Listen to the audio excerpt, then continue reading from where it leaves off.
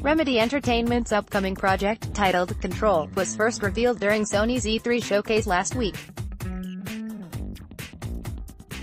This third-person paranormal shooter drew a lot of inspiration from their previous works, especially Quantum Break. We had the pleasure of sitting down with Mikael Kasurinen, game director on Control, to discuss some of the inspiration behind Remedy Entertainment's latest multi-platform project and what fans can expect from their time spent within the bureau. With Control, one thing that we've been curious about is that you've talked about wanting to do multiplayer in more of your games before. One thing that we had heard in the past, when Control was still known as Project 7, that the game would be cooperative and a shared experience between players. Can you elaborate on your ideas for that? Related, Remedy Entertainment, 505 Games announced Control, new gameplay trailer released. If you take a step back and look at where the gaming industry is overall and what Remedy is, an independent studio, it's been a part of our strategy overall to have a shared experience in our games. We've never announced Project 7, Control to be a coop experience, but it's an important part of our future. It's the direction we want to take with future games, but we want to do it in the right way and make sure that what our heritage is, the DNA that we're made of, stays intact. So we still tell great stories with interesting worlds and characters, but we just want to make it work in a way that can be shared with others. We want to nail it and find the absolute right way to do it, so it's something that we're looking into and it's very important to us, but Control is single player only. In the world and how it's ever-changing, some people are likening it to a Metroid-style progression where you're gaining new abilities and unlock new areas of the game. How does that fit into the storytelling? We actually have to have a different perspective on how to build the concept of this game. Usually, when we start to talk about the new experiences, we start with the story. Who's the main character and what does he or she have to go through? This time, we chose to have a different approach. Instead, we started with the world. Like, what is this place we wanted to create? What are the things that are possible to happen in this location? What's the background story for it, and so on. Related, Indivisible shows off its worlds in a gorgeous trailer. New backer beta available now. Once we've established that and this is the world that we want to have in Control, we started to talk about the other stories that we want to tell in it, and stories is plural. Our intent from the get-go was to make sure that this is a place where the player has a sense of volition and they can choose how they go through the experience and choose how they upgrade their character and her different abilities, like how to improve the service weapon that Jessie uses. It applies also to the gameplay palette that we have in Control. Sure, you have the main campaign that you can tackle and a story that's all about Jesse becoming the director of this bureau and dealing with the supernatural force that has invaded the place, but there are also other things you can do. There are side missions, exploration. We're thinking about other game modes that we're not ready to talk about yet. These things might not have anything to do with the actual main campaign, but these are things that you can tackle, and there is often a bite-sized thing that you can do, then come back and try something else. That was the starting point, and it was intended to be told in a way that allows you to deviate from the main path. That's why we build the story in a very different way. When you look back at Quantum Break, it's very cinematic and very driven. Every moment, every second has been carefully constructed and designed. That won't be the approach to Control. Instead, we have the world that you can go into to explore. There is the story in it, but we tell it in a very specific, careful way, and we don't just have it thrown upon you at all times. It's told from specific moments that are big and impactful, but we had to create space between those moments so the player feels like they can go and do those other things as well.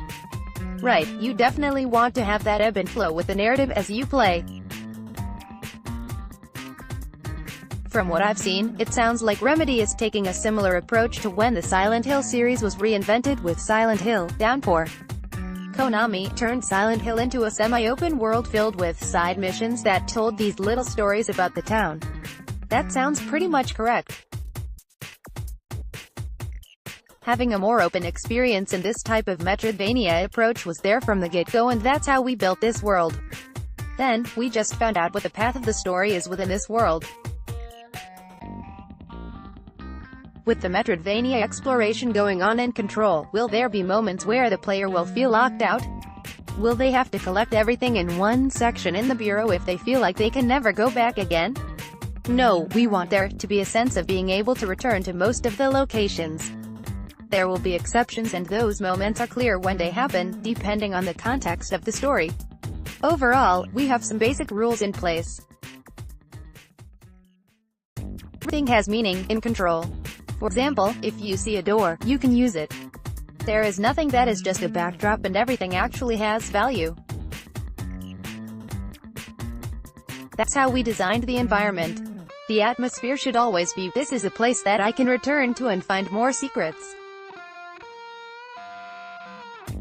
Actually, it's kind of a pillar for us where we want the world to feel like it is layered.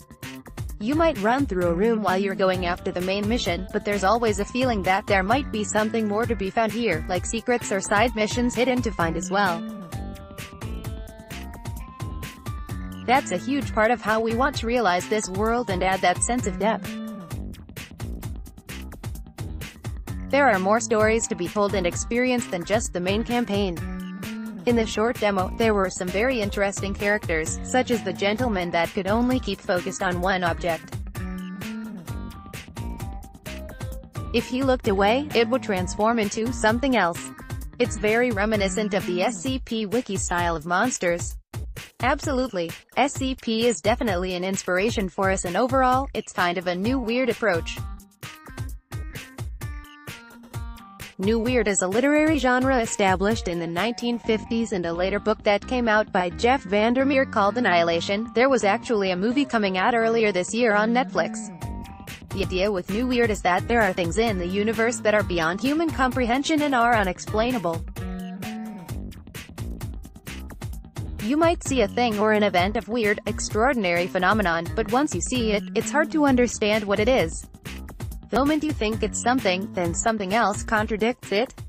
That's a huge part of what the Bureau is. So yes, when you look at SCP and the Bureau, there's a much more bureaucratic approach to categorizing these different elements and so on. There's a part of that in Control as well. There's a place called the Bureau of Control, and what they do is investigate, research, and contain these phenomena, and that's a huge part of Control in the New Weird setting, that we don't want to necessarily explain everything, but we want to give a lot of clues and ideas to allow people to figure it out. When you talk about these open-ended ideas, do you see Remedy revisiting Control at a later date to add in new content or DLC? We have designed Control to be expandable, but it's a bit early to talk about any more detail than that. If you don't mind, we do have a couple more technical questions to inquire about. Alright, let's see if I can answer these. Remedy had recently put out a tech demo at GDC about NVIDIA's ray tracing technology. Will Control support that technology?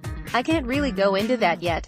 It's something that we're investigating and looking into how it could best enhance our games and experiences. Just like with multiplayer, we're looking into all kinds of things, but it's too early to tell whether it's something we're actually going to use for Control. Will Remedy still be using the temporal reconstruction rendering that was used in Quantum Break? I'm unqualified to answer that, I'm sorry. Tying into that, a bit of the gunplay and paranormal powers seem very similar to Quantum Break. Was that intentional for players to draw similarities between the two? It wasn't intentional, no. It does come from a place that we have created third-person action games for 20 years, and you can see elements right from Max Payne. It's part of our DNA and part of what we do, so it's not a surprise that there are elements familiar to Quantum Break. I have to say that I think it's an illusion. When you start to look at what Control actually does, it has these reactive environments that are way more dynamic and destructive, that you can use the environments against the enemies to protect yourself. The same thing with enemies. They're way more complicated, and we have never done this complex of enemies before.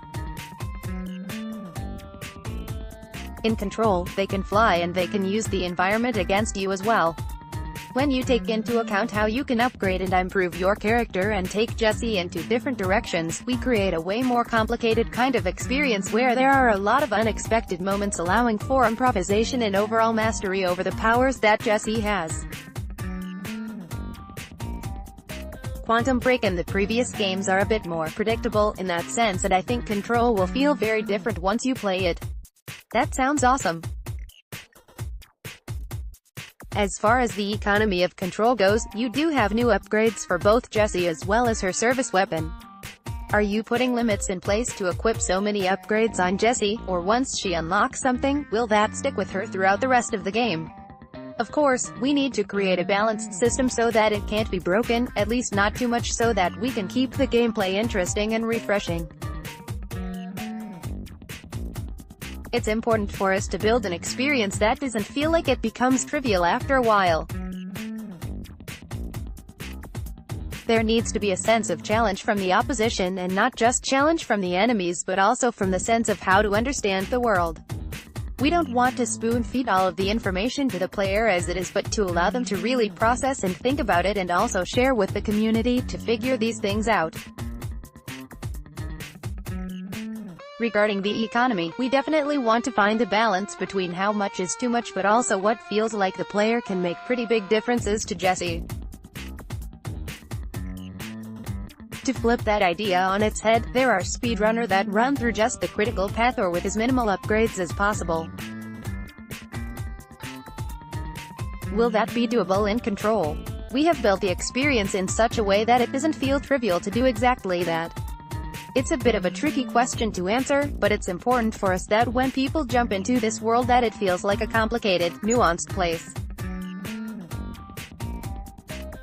It's not something that you can look at and say, oh, I am going to speedrun through this. Think about, for instance, Dark Souls. That game feels complicated and layered.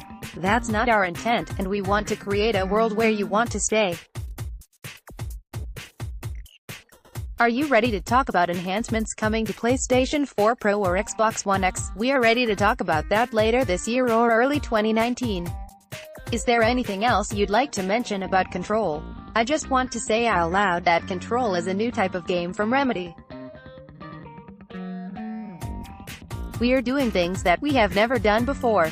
We want to create a compelling and interesting world that is mysterious and exciting, and we are trying a lot of new things while still keeping the key elements that our fans like, the characters and the different worlds that we create and the weird elements that we are known for. I think we're excited about that direction, and I hope that all of our fans will like Control as well. Thank you very much for your time.